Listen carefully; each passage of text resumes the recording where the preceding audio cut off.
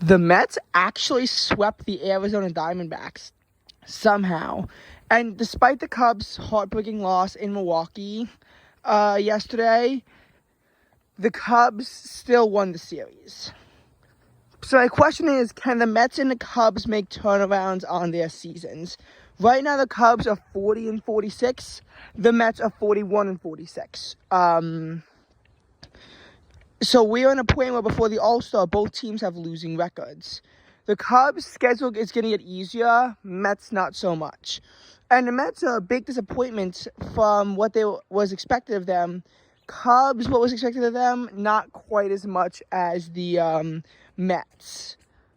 The Mets really are going off a 101 win season, and they were expected to make it past the wild card round for the first time since they made it to the 2015 World Series, to win their first season round since the 2015 NLCS.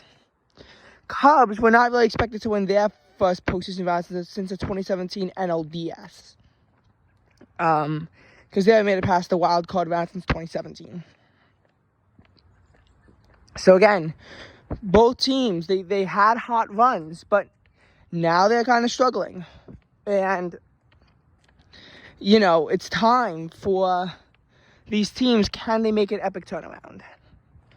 So, the Mets thought of them making a comeback on their season was preposterous until they swept the Diamondbacks. They are now on a 5-game win streak, which is pretty much similar to when the Cubs began to pop off, if you recall, at the end of June, when I thought they could get above 500. They actually can't. They're well below 500, and I don't think that they're going to be able to get above 500 for quite a while. But they were close when they were 37-38, and then they had that 4-0 lead over the Cardinals in that 76th game that could have brought them to 500. They wound up blowing that lead and losing 7-5 in London. From there, they got swept by the Phillies, and they've just been losing a lot of series since then, until they finally, were able to win the series against Milwaukee. Mets, meanwhile, were in a position where they were doing terribly for a while. I don't think they won a single series in all of June 2023. I just don't think that happened. I'm pretty sure they lost every single series in June 2023. Not every single game, but it really reminds you of August 2021 in terms of how badly the Mets played. And, of course, that August is what made the Mets go from being the first place in the division for almost 3.5 months into not only did they miss the playoffs, but they had a losing record, 77-85. Again, the Mets are known for choking, but in 2021 is one of the biggest chokes in Mets history. 2022 being, again, another very big choke for the New York Mets. And they were looking to be doing horribly, but again, this Diamondback series really turns it around. First of all, remember how I kept thinking that the Diamondbacks were going to get into a wild card? I thought for a second that maybe the Diamondbacks should actually win the division and demote the Dodgers to wild card. Now I don't think that's going to happen. I think that what we're going to see is that Los Angeles Dodgers carry the division. Diamondbacks are probably going to have to settle for the number 4 seed instead. Diamondbacks are going to be at 4, Marlins at 5. 6 probably going to be the San Francisco Giants or the Milwaukee Brewers. As far as the Mets and Cubs go, I think they're going to both miss the playoffs. But the Mets have a ray of hope now.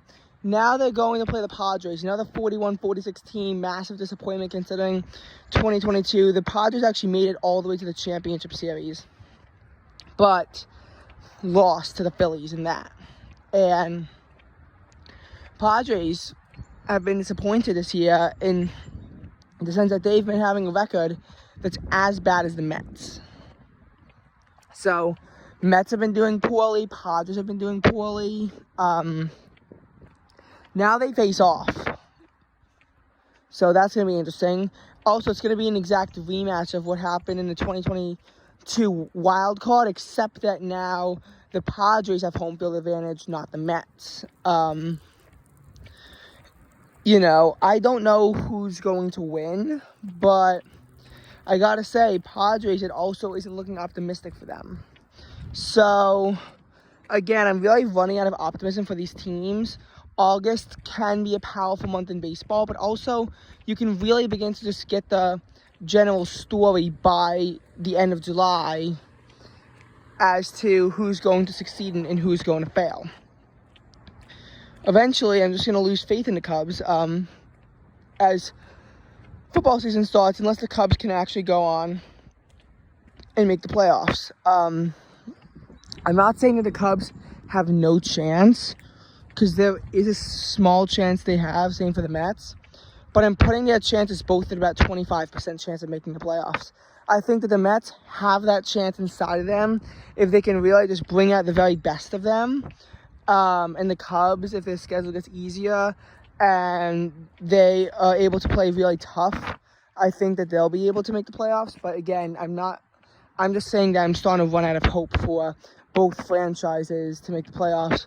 Cubs being my favorite team, Mets are probably going to land around number 10 to 12.